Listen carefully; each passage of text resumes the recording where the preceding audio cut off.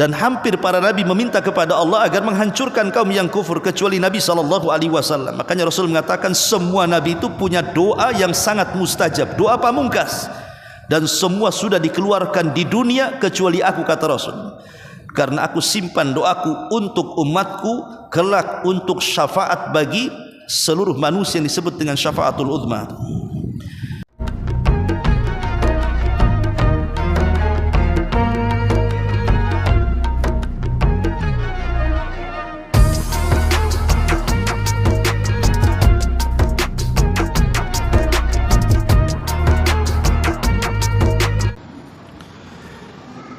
Bismillahirrahmanirrahim.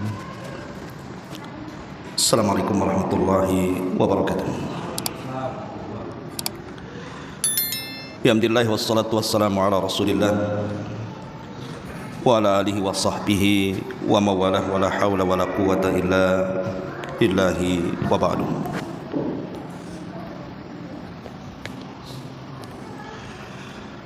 Alhamdulillah, di malam hari ini kembali kita bisa duduk untuk berthalabul ilmi di Masjid Nidaul Ilmi. Dan pembahasan di malam hari ini kita akan mengkisahkan satu kisah di dalam Al-Quranul Karim tentang kisah umat-umat terdahulu. Kisah ini disebut dengan kisah Ashabu Ar-Rassi, Ashabur Rass. Dan kisah Ashabur Rass ini diisyaratkan di dalam Al-Quran di dua surat. Pertama, dicantumkan dalam surah Al-Furqan ayat 38 sampai 40. Dan yang kedua tercantum dalam surah Qaf ayat 13 sampai 15. Adapun dalam surah Al-Furqan Allah Subhanahu wa taala berfirman, wa qauma nuhin lamma kadzdzabur rusula fa aghraqnahum wa ja'alnahum lin-nasi ayah wa a'tadna lidh-dhalimina adzaban aliman wa 'adan wa thamudan wa ashabar rassi wa qurunan baina dzalika katsiran wa kullan darabna lahul amsal wa kullan tabbarna tatbira. Dan telah kami binasakan kaum Nuh ketika mereka mendustakan para rasul. Kami tenggelamkan mereka dan kami jadikan cerita mereka menjadi pelajaran bagi manusia setelahnya. Dan kami telah sediakan bagi orang-orang zalim azab yang sangat pedih.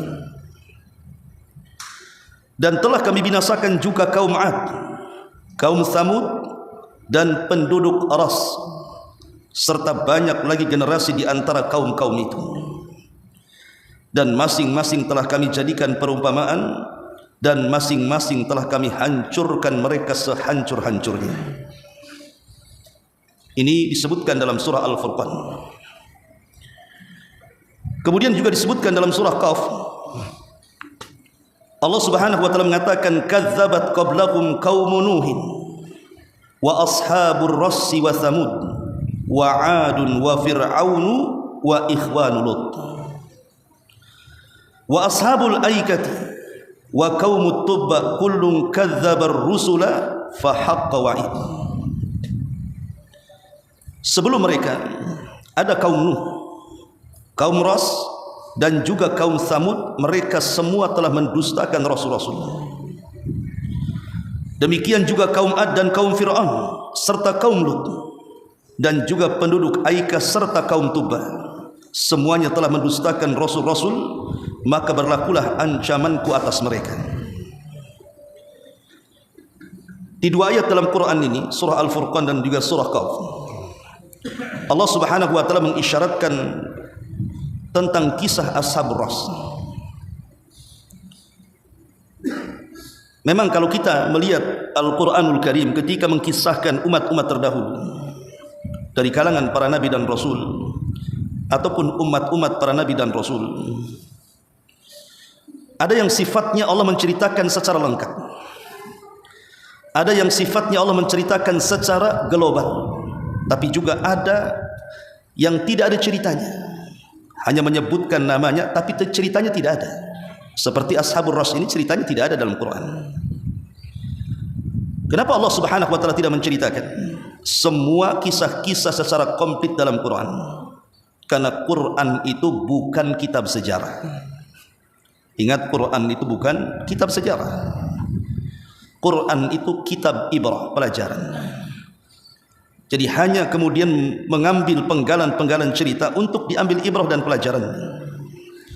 Kalau ingin mengetahui komplit ceritanya, jangan baca Quran tapi baca sejarah. Ma'asyiral muslimin yang dimuliakan Allah Subhanahu wa taala, siapa Ashabul Ras ini? Di mana letaknya? Lalu apa yang mereka lakukan? Agama apa yang mereka anut? Dan nabi siapa yang diutus kepada mereka? Lalu azab apa yang ditimpakan kepada mereka sehingga Allah Subhanahu wa taala mencantumkan kisahnya secara tersurat di dalam Al-Qur'an ini. Ma'asyiral muslimin yang dimuliakan Allah Subhanahu wa taala, terjadi silang pendapat di antara para ulama tentang siapa Ashabul Ras di sini. Sebagian para ulama seperti Al-Imam Ibnu Jarir At-Tabari rahimahullahu taala, dia berpendapat bahwa Ashabul Ras adalah Ashabul Ukhdud. Dan Ashabul Ukhdud itu kisahnya ma'ruf disebut di dalam suratul Buruj. Qutila Ashabul Ukhdud. Ini pendapat Al-Imam Ibnu Jarir At-Tabari.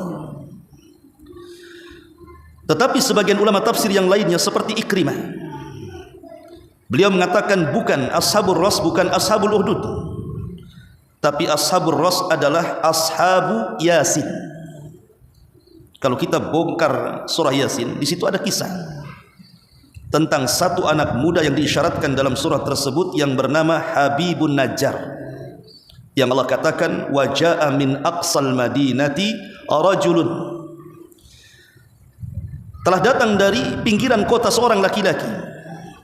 Para ulama tafsir mengatakan bahwa yang dimaksud laki-laki yang datang menolong 3 utusan kepada penduduk Yasin itu namanya Ashabun Najjar. Lah kaumnya itu disebut Ashabul Ras menurut Ikrimah rahimahullahu taala. Tetapi yang lain mengatakan seperti yang dipilih oleh Imam Ibnu Katsir rahimahullahu taala, bahwa Ashabul Ras adalah Ashabul Madyan. Jadi Ashabul Ras adalah Ashabul Madyan, penduduk Madyan yang diutus kepada penduduk itu Nabi Syuaib, di mana penduduknya menyembah sebuah pohon yang disebut dengan Aikah. Makanya kisahnya disebut Ashabul Aikah dalam Quran. Itu yang dikuatkan oleh Imam Ibnu Katsir rahimahullahu taala. Dan Al-Imam Ibnu Abbas radhiyallahu anhuma, dia mengatakan bahwa ashabul qaryah adalah hum ahlu qaryatin min qura Tsamud. Dia adalah sebuah penduduk negeri dari penduduk keturunan kaum Tsamud. Berarti kaum Tsamud disyaratkan kepada kaum Nabi Saleh lah turunannya itu. Kata Abdullah ibn Abbas radhiyallahu anhuma, itulah Ashabul Ras. Dan diriwayatkan juga dari beliau bahwa disebut Ras di sini artinya sebuah sumur yang terdapat di sini bi'ad Ribaijan, yang disebut kemudian Ashabul Ras. Disebut Ras itu artinya galian sumur, karena disitulah ada seorang nabi yang dimasukkan ke dalam sumur, kemudian dikurung dan diletakkan batu besar di atasnya. Maka kisahnya disebut Ashabul Ras. Ada juga yang mengatakan bahwa Ashabul Ras itu terdapat di sebuah negeri namanya Falaj. Dan Falaj itu salah satu negeri dari negeri-negeri Yamamah. Yang kita ingat di Yamamah itu ada seorang nabi palsu namanya Musailamah Al-Kadzab. Itu mengaku nabi dan diikuti oleh penduduk Yamamah di Yaman sana. Ma'asyiral muslimin, dan banyak lagi pendapat-pendapat tentang siapa Ashabul Ras di sini. Menunjukkan bahwa Ashabul Ras ini juga dibicarakan oleh para sahabat, oleh para tabi'in dan para ulama mu'arrikhin. Memang tidak ada hadis yang sahih yang menceritakan siapa Ashabul Ras ini, tapi ada hadis-hadis tapi lemah, mursal dan begitu seterusnya. Nanti kita akan kisahkan. Ma'asyiral muslimin yang dimuliakan Allah Azza wa Jalla. Baik, lalu bagaimana kisah Ashabur Ras di sini? Kita menukilkan dari kisah-kisah para muarrikhin yang diambil dari beberapa referensi sejarah seperti tafsir Ibnu Katsir dalam kitabnya Bidayah wa Nihayah dan yang lainnya. Dahulu ada sebuah perkampungan yang terdiri dari 12 kampung. Jadi ada sebuah negeri, di negeri tersebut ada 12 kampung, 12 desa. Lah di 12 desa itu mereka tinggal di pinggiran sungai. Jadi penduduknya itu tinggal di pinggiran sungai. Dan aktivitas kehidupan ekonomi mereka bertani. Lah di pinggiran sungai itu ada pohon sangat besar sekali. Ada yang mengatakan bahwa pohon itu bernama Sanobar. Pohon Sanobar dulu ditanam oleh Yafis ibn Nuh alaihi salam. Jadi Nuh itu punya anak namanya Yafis, Ham, Syam dan Kan'an. Tapi Kan'an kufur. Yang beriman hanya 3 saja, Syam, Ham dan juga Yafis. Lah setelah tragedi tufan, tragedi banjir bandang yang melulantakkan seluruh kaum Nuh itu, maka kemudian Yafis putra Nuh alaihi salatu wassalam menanam sebuah pohon. Itulah yang disebut dengan pohon Sanobar. Pohon inilah yang kemudian disembah oleh penduduk Ras. Jadi penduduk Ras itu mereka para penyembah pohon. Dan inilah pohon yang pertama kali disembah sepanjang sejarah manusia. Ma'asyiral muslimin yang dimuliakan Allah Subhanahu wa taala. Lah 12 desa dari Ashabur Ras ini akhirnya menanam pohon-pohon kecil, pohon yang sama di setiap desanya. Tetapi raja pohonnya ya di situ. Adapun pohon-pohon kecil yang lainnya itu sebagai cabang-cabang dari Tuhan. Dan mereka meyakini bahwa pohon itu membawa berkah bagi mereka. Karena Allah Subhanahu wa taala memberikan istidraj kepada kaum Ras ini, di mana Allah Subhanahu wa taala limpahkan selimpah-limpahnya hasil panen mereka dan tidak pernah dirugikan. Jadi setiap panen itu tidak pernah gagal. Sehingga mereka menjadi kaya raya karena pertanian itu. Jadi lumbung makanan di Ashabur Ras ini sehingga aktivitas mereka bisa menghidupi desa mereka dengan pertanian dan bisa menjual hasil pertaniannya ke daerah-daerah yang lain. Dan mereka yakin bahwa hasil itu didapat karena keberkahan pohon itu. Jadi mereka meyakini pohon itu yang membawa berkah kepada kehidupan mereka. Sehingga dalam bentuk syukur mereka, setiap bulan mereka membuat acara. Jadi mereka datang ke pohon yang paling besar yang disebut dengan raja pohon itu. Maka mereka membuat id setiap bulannya di sini, memberikan persembahan. Mereka mabuk di situ, mereka nyanyi, berjoget. Pokoknya mereka berusaha untuk membuat id perayaan besar setiap bulannya. Karena mereka yakin bahwa pohon itu sebagai Tuhan mereka. Lah syaitan ataupun iblis tentu yang merencanakan semuanya. Jadi syaitan itu masuk ke dalam pohon itu. Jadi setiap kemudian Ashabur Ras itu melakukan id ataupun semacam perayaan, maka mereka akan membuat perayaan besar sampai ada suara yang keluar dari pohon itu. Jadi kalau ada suara di balik pohon itu dan mengatakan, laqad raditu lakum fatibu biha nafsakum, aku sudah redha kepada kalian, maka perbaiki hati-hati kalian. Maka setelah ada suara itu maka mereka bubar. Kalau belum ada suara itu maka mereka terus melaksanakan id mereka dalam pohon itu. Dan tentu suara yang keluar dari pohon itu adalah syaitan. Tidak mungkin suara Tuhan.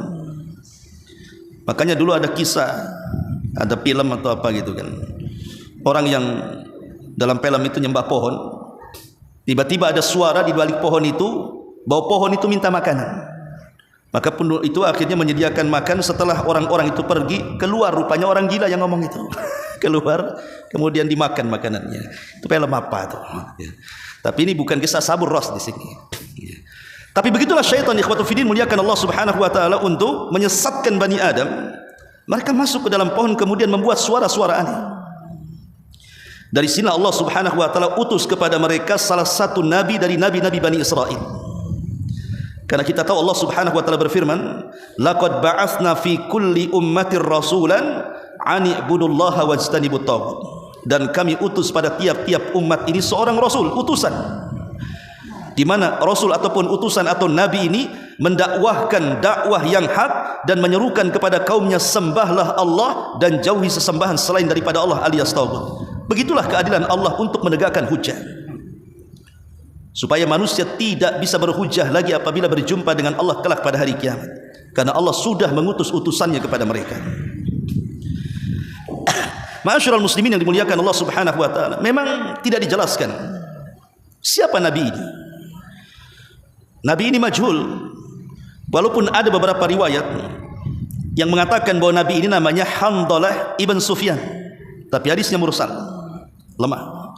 Jadi nabi ini namanya Handalah ibn Sufyan, Nabi Handalah dari nabi-nabi Bani Israel. Maka Nabi Handalah ini berusaha untuk mendakwai kaumnya agar mereka menjauhi sesembahan terhadap pohon itu. Bahkan terkadang apabila kaumnya sedang merayakan perayaan untuk menyembah berhala, maka Nabi Handalah masuk ke perayaan itu, kemudian mentahdzir mereka bahwa pohon yang kalian agungkan itu bukan Tuhan. Tuhan kalian adalah Allah. Tauhidkan Allah, jauhi pohon-pohon itu. Tapi sebagaimana sunnatul dakwah yang dilakukan para nabi, mesti ditentang oleh kaumnya, sehingga tidak ada satupun penduduk Ros ini yang beriman kepada Nabi Handalah ini. Justru mereka mendustakan dan kufur, dan mereka mengancam untuk membunuh Nabi Handalah ini. Ma'asyiral muslimin yang dimuliakan Allah Azza wa Jalla, karena kesedihannya seorang nabi melihat kaumnya yang di atas kesesatan itu, akhirnya dia berdoa kepada Allah Subhanahu wa taala agar Allah mematikan pohon itu. Maka nabi ini berdoa kepada Allah Subhanahu wa taala, ya Allah, hancurkan pohon itu, karena pohon itu bukan Tuhan, itu berhala-berhala sekutu bagimu. Maka doa seorang nabi mustajab. Tiba-tiba pohon-pohon yang disembah oleh Ashabur Ras ini tiba-tiba mati, daunnya kering, lunglai, lemas dan begitu seterusnya. Dan itu membuat kaget penduduk Ras ini. Bagaimana mungkin Tuhan yang mereka tuhankan, pohon yang sudah ratusan tahun yang mereka rawat, tiba-tiba mati begitu saja. Kemudian mereka curiga kepada Nabi Handalah, jangan-jangan dia tukang sihir, sehingga menyihir pohon itu sehingga jadi mati. Biasa para nabi akan dituduh macam-macam. Nabi SAW saja dituduh tukang sihir, dituduh orang gila, perangkai syair dan yang semacamnya. Hampir semua nabi seperti itu, tuduhannya tukang sihir. Tapi ada juga yang mengatakan di antara mereka bahwa Tuhan mereka sedang murka, Tuhan mereka sedang marah terhadap orang yang dianggap sial kedatangannya Nabi Handalah ini. Kalau mereka itu punya logika, ikhwatu fiddin, artinya punya akal. Itulah bedanya orang mentauhidkan Allah dengan orang yang melakukan kesyirikan. Kalau orang mentauhidkan Allah itu punya akal sehat, tapi orang yang menyekutukan Allah itu seperti orang gila, tidak punya akal. Bagaimana mungkin Tuhan yang selama ini mereka sembah tiba-tiba lunglai, mati dan kering? Mana Tuhan bisa seperti itu? Kan logika harusnya kan berpikir di situ. Tapi karena ta'assub mereka terhadap sesembahan mereka pohon itu, mereka menganggap bahwa tragedi seperti itu, bahwa Tuhan mereka sedang murka dan marah. Karena mereka merasa Tuhan mereka sedang murka dan marah, akhirnya mereka melampiaskan kemarahan kepada orang tersebut, bahwa orang tersebut maksudnya Nabi Handalah itu datang membawa kesialan. Akhirnya mereka pun menggali sumur, ya. Maka mereka menggali sumur yang sangat dalam sekali. Kemudian sebagai sebab akibatnya mereka pun menangkap Nabi Handalah dan dimasukkan ke dalam sumur. Makanya kisahnya disebut Ashabu Rasi, penduduk yang menguburkan Nabi ke dalam sumur, itu disebut Ashabur Ras namanya. Maka Nabi itu dimasukkan ke dalam sumur. Setelah dimasukkan ke dalam sumur, maka penduduk Ras mengambil batu besar kemudian menutup lubangnya. Bayangkan mereka menguburkan Nabi hidup-hidup dalam sumur yang sangat dalam sekali. Ma'asyiral muslimin yang dimuliakan Allah Subhanahu wa taala. Akhirnya kemudian setelah mereka merasa puas bahwa mereka sudah menyingkirkan orang yang membawa sial ini, kita tahu bahwa Nabi Handalah ini sudah berusaha mendakwahkan kaumnya, tetapi Allah takdirkan tidak ada yang beriman kecuali satu orang. Subhanallah. Shadaqa Rasulullah sallallahu alaihi wasallam ketika diperlihatkan umat manusia sejak zaman Adam sampai umat dia, ada nabi yang tidak memiliki pengikut, ada nabi yang hanya satu pengikut, ada nabi yang hanya 3 pengikut, tapi ada juga nabi yang banyak pengikut seperti Musa dan dirinya. Lah salah satunya Nabi Handalah ini tidak punya pengikut kecuali satu orang saja. Namanya Abdul Aswad. Bukan Ustaz Aswad ya, Abdul Aswad namanya. Itu pengikutnya Nabi Handalah. Ya. Subhanallah. Lah Abdul Aswad ini dia mendengar bahwa nabinya dimasukkan ke dalam sumur hidup-hidup kemudian ditutup oleh batu besar. Dia kasihan. Dan dia ingin berusaha mengeluarkannya, tapi dia orang lemah. Dia bukan pejabat di kampung itu, dia bukan orang kaya di kampung itu, dia bukan orang yang berpengaruh sehingga tidak bisa apa-apa. Tapi dia ingin menolongnya. Akhirnya dengan kemiskinannya, dia berpikir bagaimana cara memberi makan. Sebab kalau seandainya Nabi tersebut tetap dikurung dalam sumur itu, tidak makan, tidak minum, bisa mati itu. Maka Abdul Aswad ini masuk ke dalam hutan dan mengambil kayu bakar, kemudian dijual. Setelah mendapatkan hasilnya, kemudian diberikan makanan dan minuman. Dan di tengah malam ketika tidak dilihat orang, maka dia berusaha menggeser batu itu, kemudian memasukkan makanan minuman dengan cara mengulur dengan tali. Dan itu ia lakukan hampir setiap hari untuk supaya Nabi itu jangan mati. Ma'asyiral muslimin yang dimuliakan Allah Subhanahu wa taala, sampai satu hari karena kelelahannya Abdul Aswad ini mencari kayu bakar untuk menghidupi dirinya dan Nabi yang dikurung dalam sumur itu, akhirnya dia ketiduran. Subhanallah, persis seperti kisah Uzair dalam Quran atau kisah Ashabul Kahfi dalam surah Al-Kahfi. Jadi Abdul Aswad ini saat tidur miring ke arah kanan, tiba-tiba Allah Subhanahu wa taala tidurkan selama 7 tahun. Kemudian setelah 7 tahun lamanya dia tidur, dia berguling ke arah kiri, ditidurkan lagi selama 7 tahun lagi. Berarti dia tidur selama 14 tahun. Kalau Nabi Uzair itu berapa tahun? 1 abad, 100 tahun. Kalau Ashabul Kahfi berapa? 300 tahun lebih, 3 abad lebih. Tapi kalau Abdul Aswad murid daripada Nabi Handalah ini ditidurkan selama 14 tahun. Jadi miring ke kanan 7 tahun, miring ke kiri 7 tahun. Setelah dia terbangun, dia kaget. Ya. Kenapa kaget? Karena dia belum merasa bahwa dia hanya tidur sehari atau setengah hari saja. Dia teringat Nabi yang akan diberi makan pada sudah 14 tahun itu. Maka dia bergegas lari ke hutan, kemudian mencari kayu bakar, kemudian menjual, kemudian memberi makan minum, kemudian mencari sumur yang dibuat untuk mengubur nabinya hidup-hidup. Ya namanya sudah 14 tahun, ikhwan. Sumurnya pun entah berantah di mana. Ya. Tidak tahu sumurnya di mana. Tetapi ada kisah yang lain mengatakan bahwa jadi selama Abdul Aswad ini ditidurkan 14 tahun lamanya, Ashabur Ras ini merasa kasihan dengan Nabi tersebut. Kemudian menolongnya, diangkat lagi ke atas. Akhirnya kemudian mereka pun beriman kepada Nabi tersebut dan mengubur kembali sumur itu. Ada satu riwayat seperti itu. Tapi riwayat yang lain tidak. Justru Nabi itu dalam sumur itu tidak pernah keluar sampai meninggal.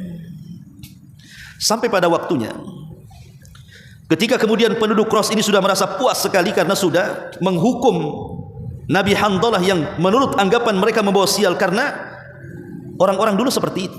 Seperti kalau kita mengkisahkan kisah Ashabu Yasin atau Habibun Najjar, kan diutus kepada mereka berapa? 3 utusan kan. Ya ada yang mengatakan 3 utusan ini Hawariyun, murid-muridnya Isa bin Maryam. Tapi ada yang mengatakan mereka para nabi, namanya Sadiq, Saduk dan Salum.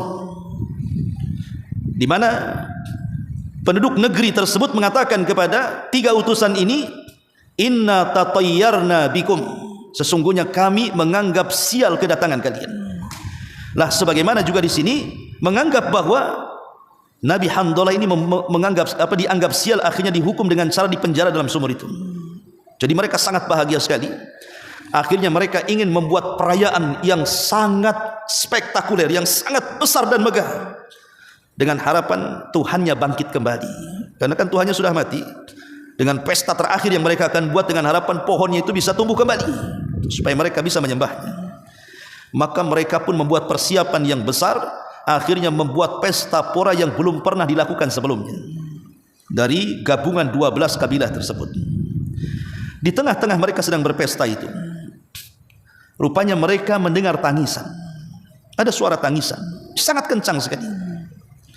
Rupanya setelah diselidiki, tangisan itu berasal dari dalam sumur tempat Nabi Handalah dipenjarakan itu.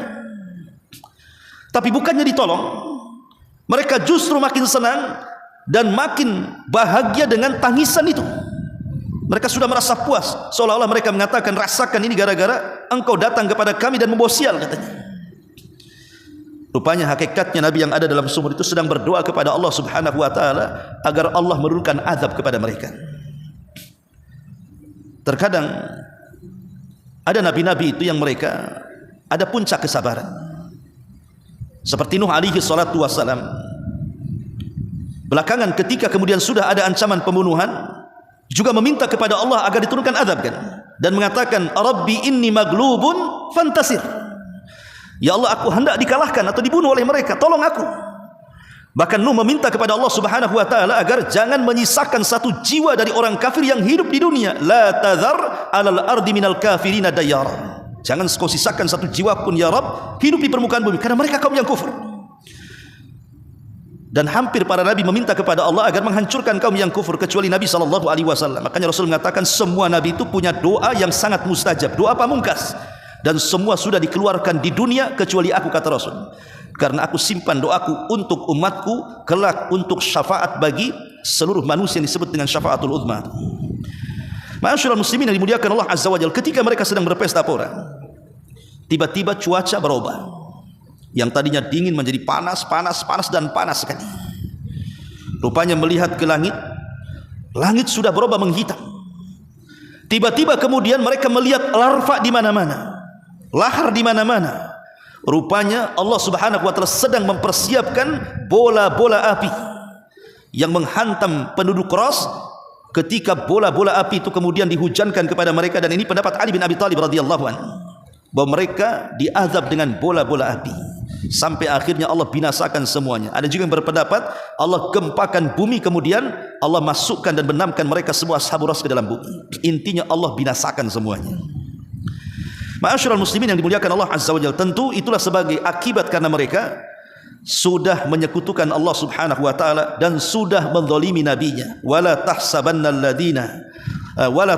Allah ghafilan amma ya'malu zalimun. Jangan kau sangka Allah itu lalai terhadap apa yang mereka lakukan dari kezaliman, apalagi yang dizaliminya Nabi. Ya tentu Allah katakan dalam hadis qudsi, man adali waliyan faqad adzantuhu bil harbi. Siapa yang menyakiti wali-waliku, apalagi nabi-nabiku, maka dia telah mengumandangkan perang melawan aku. Mereka sudah menabuh perang melawan Allah Subhanahu wa taala, dan tidak ada yang sanggup melawan Allah Azza wa Jalla. Itulah kisah Ashabur Ras yang dinukilkan, yang saya ringkas ya, dari beberapa referensi dan dari pendapat para sahabat, para tabi'in dan ahli sejarah ya.